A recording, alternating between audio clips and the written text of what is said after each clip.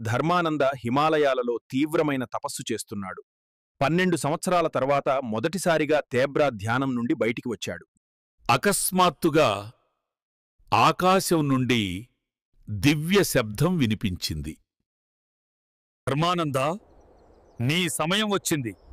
లోకంలో అధర్మం పెరుగుతున్నది. నువ్వు దిగివచ్చి ధర్మాన్ని స్థాపించాలి.